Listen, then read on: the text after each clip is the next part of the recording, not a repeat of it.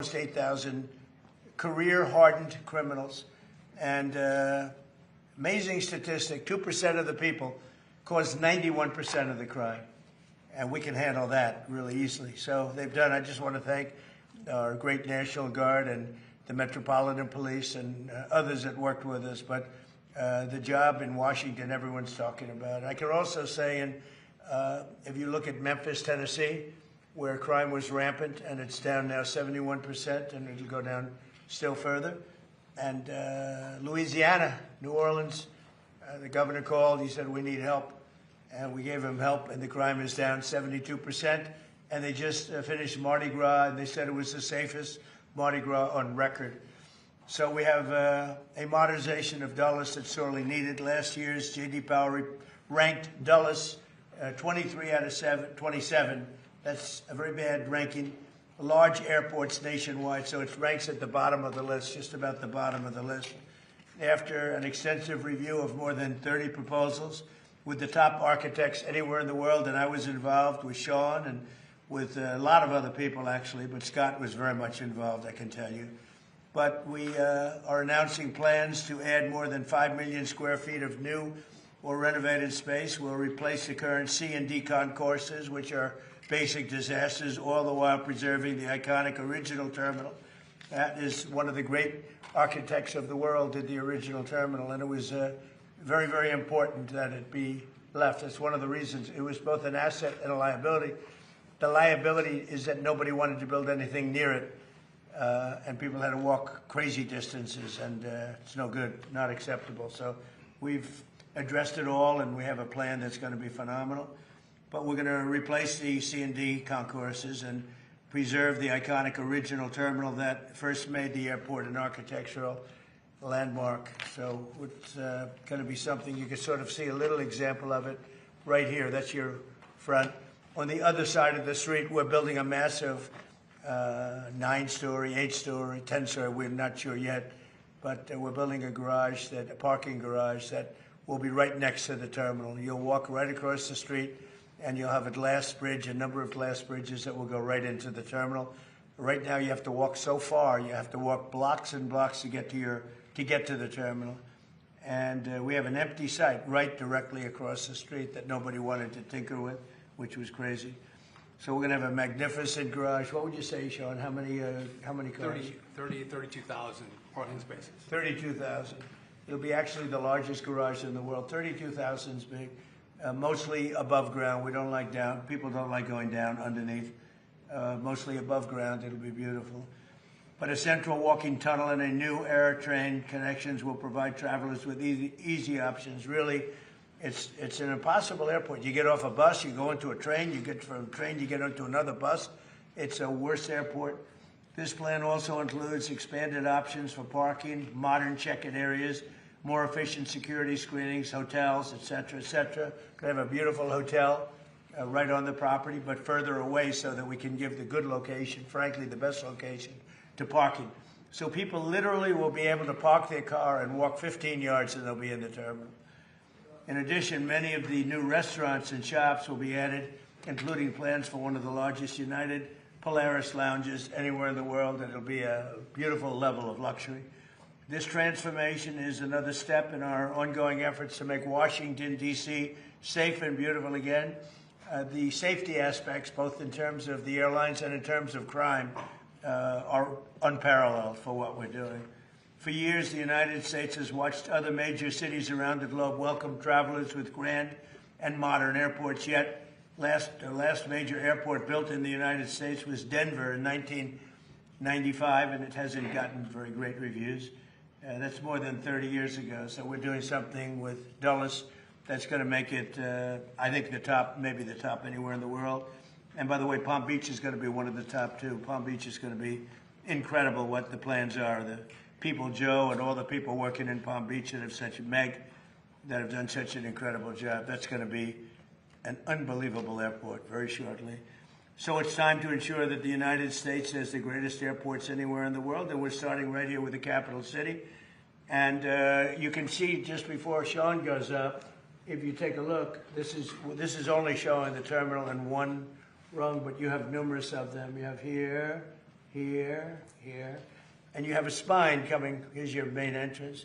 You have a spine coming right through the building into these massive ports. Now, the planes won't have to be bothered because we drop down a little bit and our walkway is underneath. We have walking systems that go very quickly, or you can walk because it's very close. But this is it. So you enter here. You have a parking garage, which will be built right here. This whole thing is parking garage. Probably 32,000 cars.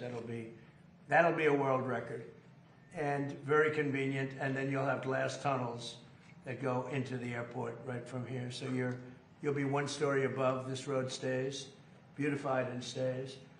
We keep this. This is your landmark. This is all new. This is your first tunnel, and then you drop down from there on. And so that when you have the planes, we'll be able to go right across without having to go back, make turns or anything else. It's going to be amazing. It'll be one of the largest airports anywhere in the world, and I think it'll be actually one of the most efficient and the best. So I'd like to ask Secretary Duffy to say a few words, and then Jack Potter, and I'd like to welcome a very great gentleman to our midst, Jensen Wong, who's here someplace, and he's, if we can do with an airport like he does with chips, it'll be the greatest airport anywhere in the world. He looks at this problem as being a very simple, problem to solve because his chips are a little bit more complicated. But it's important that he's able to travel nicely along with everybody else. And right now, this is not a very good airport. We're going to make it a great airport. Sean, please. Thank you, Mr. President. So to your point, the President has worked incredibly hard to make D.C. safe and beautiful. I think this is the cherry on the top, Mr. President. This is the gateway to the world from our nation's capital. And any of you who've traveled through Dulles, it is dark, it is dated, a little dank maybe. It's not a great airport. And so we had multiple architects come in and present to the President. And we are blessed that not only does he give us time to really important matters, but he gave his building skill to take the best of all the designs and come up with this concept. So just if I could quickly point out, we keep the Saarinen building, so that's going to be the foyer, a whole new head house. We are going to get rid of the people movers, Mr. President. So if you don't know what these are like elevated buses. It's kind of like, it looks like it's from Star Wars, if you will. And they're slow and people are angry about them. We are going to get rid of those. We are going to have a horseshoe train system throughout the airport. And as you mentioned, right down the spine of the airport is going to be a walkway. So easy access to all of your gates, fast movement. And what I like the President, he was like, listen, we have to have great parking. So when you pull up to the airport, you have easy access to the concourses, to the terminal. And so I think this is one of the best designs, Mr. President, probably because you actually did it, that you'll see in the country as a whole. We've had this is bipartisan, Mr. President. A lot of people, whether you're Republican or Democrat, you hate the way Dulles operates. So everyone's come together and we're building for America and building for the future. And it's your vision that made this happen. So thank you for doing this. And it's going to be, I think, it's going to be the premier airport in our country when you're done with it.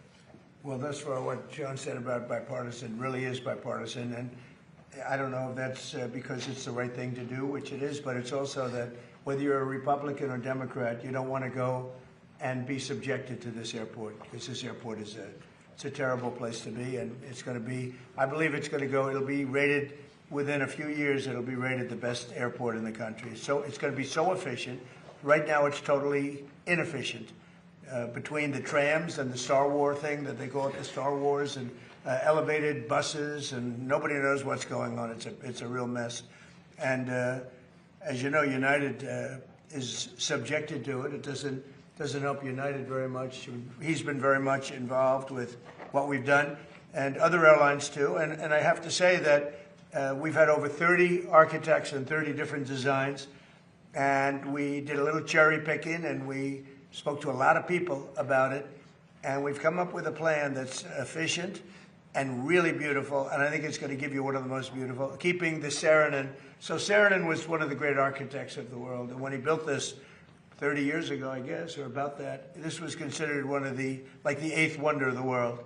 This was considered the greatest terminal anywhere in the country. And it needs some work, it needs some fix up, but it'll be architecturally amazing. The rounded glass and the whole thing, massive, massive sheets of glass. Cost was no object, unfortunately or fortunately, and we're going to be using that, and it's going to be fixed. We're using it again as the primary entrance, and almost that's about it, because essentially this is a brand new airport, and yet we're going to be able to work it well enough that it'll work at least as efficiently as it works right now. And in the end, you're going to end up with, I think, maybe the best airport and one of the biggest airports anywhere in the world. And it's going to be a great thing for Washington, D.C. So could I ask Jack to say a few words, please? Yes. Jack? Thank you, Mr. President. Thank you for your inspiration here and challenge. You challenged all of us to step into the issues that you just described. We're very proud of the process that we've gone through. We're very happy that United Airlines, the Airports Authority, and the other airlines have agreed to step up and fund this thing. So this is not requiring federal dollars. This is going to be airport-generated dollars, airline contributions, which is phenomenal. It means that we're off to a fast start here. We're engaging with the Saranen family to make sure that they stay intimately involved with this. All the aspects that were just described, I think, will make this a world-class airport. And you challenged us to do this. We're building off of growth, though. I have to tell you, our airport was the fastest growing airport in 24 and 25 of any large airport in the country. So, we're going to continue to build on the momentum that we have, and we're excited about taking on this challenge, and it will be a challenge to construct this. And our goal is to construct it and make sure that the traveling public is, there'll be minimal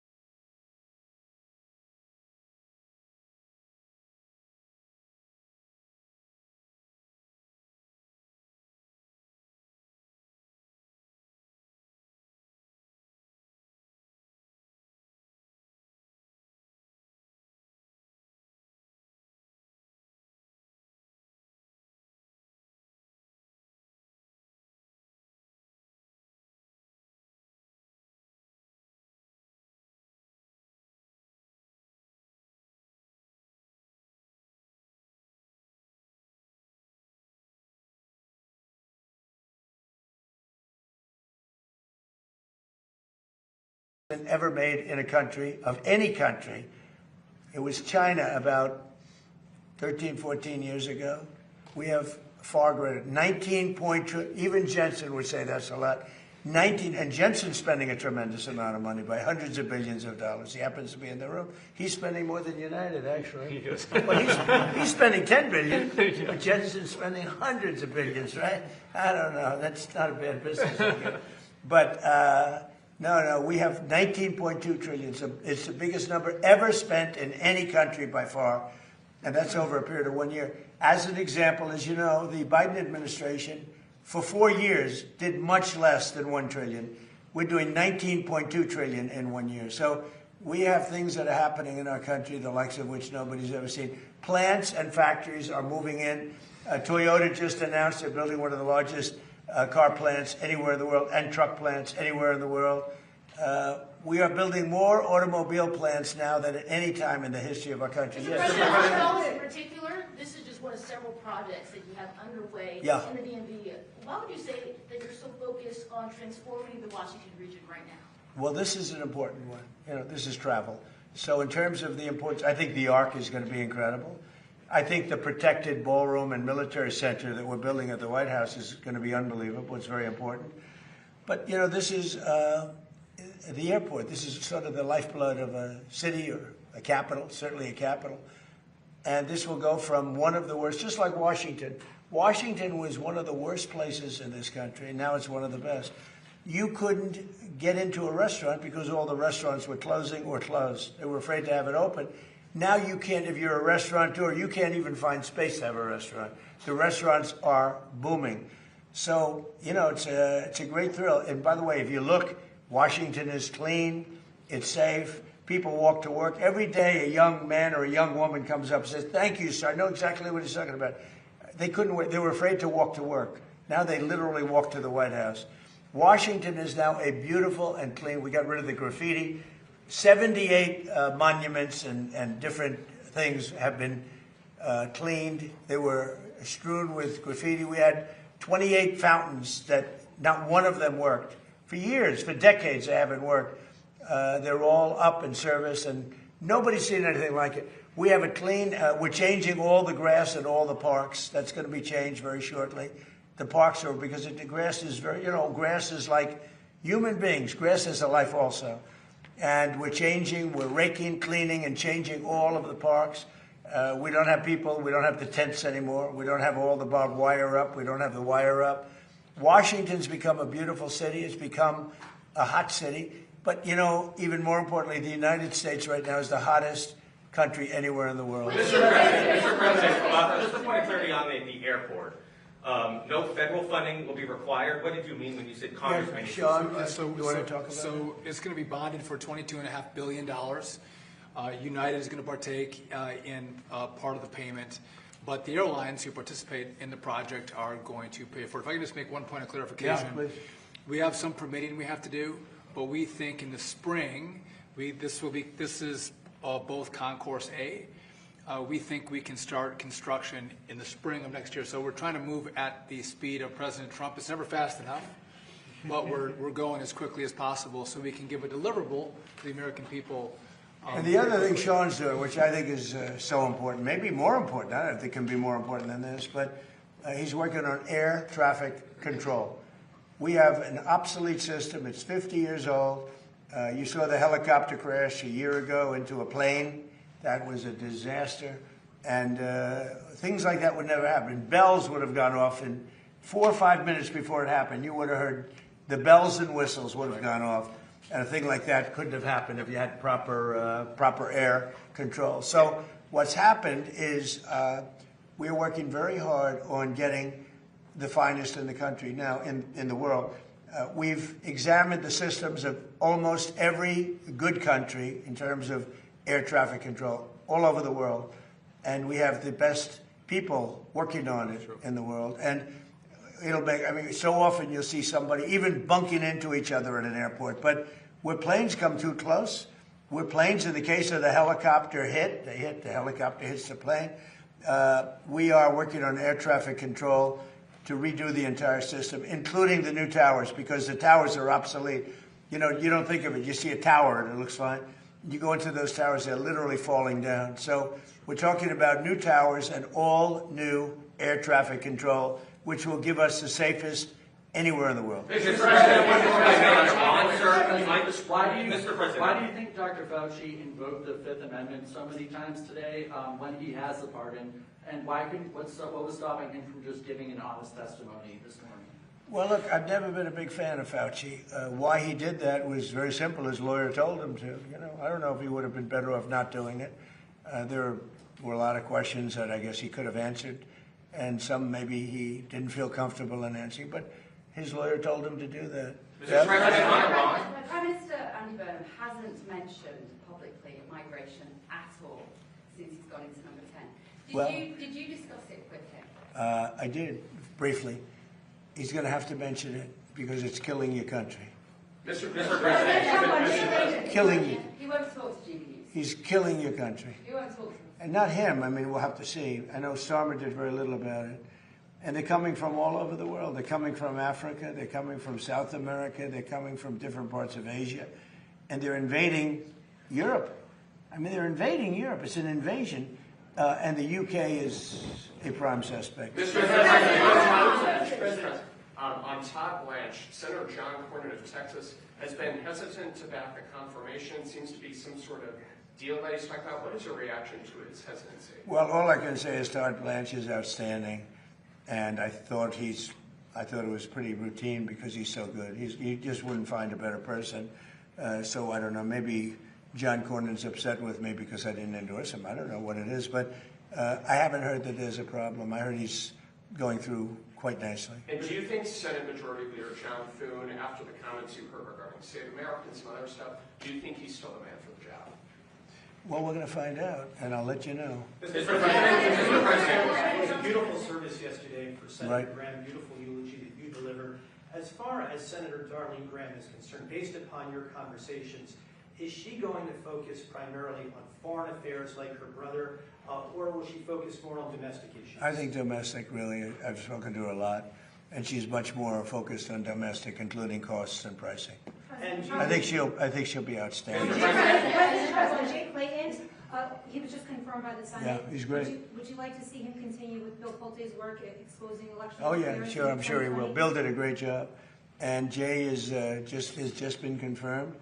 And you know, he's outstanding. He was the head of Sullivan and Cromwell for many years, and he's very outstanding. And I think he's going to do a fantastic job. And Bill was great. Yeah, please. Mr. President, in light of advanced ChatGPT AI models escaping their lab and conducting cyber attacks, are you considering stronger controls on AI, and would you consider negotiating Well, we're regulations looking at with AI. China? We're looking at controls. We're also making sure that we lead. So we're leading China in AI by a lot.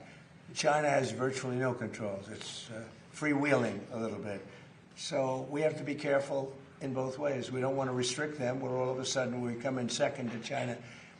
Whoever wins with AI is going to win. That's how big it is. So it's bigger than the internet ever was. It's bigger than anything ever was. So I don't want to restrict. I know many of these people. I don't want to restrict them from doing great work. Yeah, please. Under what scenario do you see Iran attacking U.S. installations and personnel overseas and you withdrawing? Or I don't see that. No, we're not. No, we're gonna hit them very hard. I mean, I can actually say that because in that there's very little they can do about it. It was a different group than we're dealing with. They've already apologized, but you know, we got to smack them a little bit. Mr. President, Hit back when they strike? Will I always hit back? Yes. Pretty much. Yes. Mr. President, just on a point of clarity on that, sir, is that in response to the attempted ballistic missile strike on Jordan last night? When you say it's our turn to hit back? Yeah, I think more so that, yeah, because it was another smaller event. But no, they sent 8,000-mile-an-hour missiles at us, and fortunately we had our people operating the greatest equipment in the world, namely the Patriot system. Think of it, 5 missiles going 8,600 miles an hour, big ones, coming right at us, and all 5 were shot down. How about that, right? Pretty good. Only we, nobody else could do that but us, yeah. Can I ask, how was your meeting with President Vladimir Zelensky yesterday? It was good. Did you see a time scale? No, it was good. Look, you know, he's out doing his thing. I'd like him to end the war. So it's very simple. Get along with both.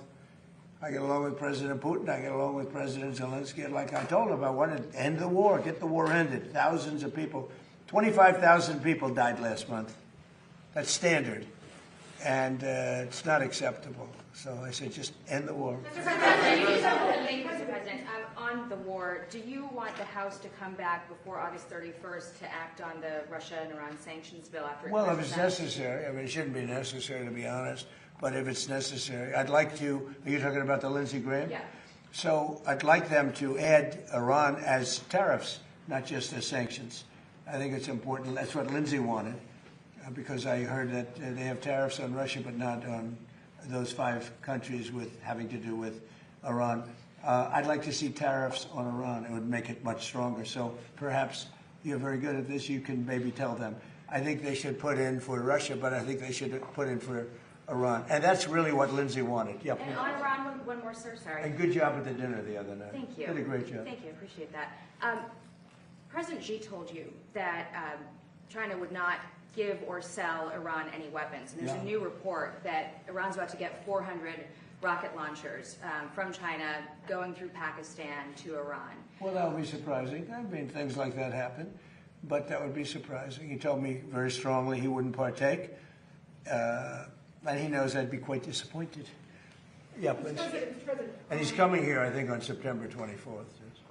2 questions. First, we're coming up on the 25th anniversary of 9/11, and a good number of 9/11 families have called on New York Mayor Zohran Mamdani to not attend a number of these memorial services. What are your thoughts on that? Well, I think they're having a hard time with Mamdani. The people having to do with anybody having to do with 9/11 right now, on the victim side, and there are a lot of them, they're very unhappy with what's going on in New York, and they're very unhappy with the mayor. I understand that. Yeah, please. Thank you, Mr. President. Senate Republicans are underway in negotiating the budget. Would you sign a CR without the Save America Act attached? Is that something you want to see? I'll have to look at it, but they should get to Save America. How simple can it be? Voter identification, proof of citizenship. I mean, now you have to understand the Democrats, not one Democrat will sign because they want to cheat. There's no way they can get elected if they don't, if that happens. But we should have unanimous Republican support. And if we don't, people should look at those Republicans. But think of it. Who would not sign voter identification with photo? And who would not sign proof of citizenship? Only people that want to cheat. Thank you very much, everybody. Thank you. Thank you very much. Thank you, everybody. Thank you, President. Thank you. Thank you, Bev. Thank you. Thank you, guys. Thank you, guys. Thank you, guys. Thank you, guys. Thanks. Thanks, guys. Thank you. This one, thanks, guys. Thank you.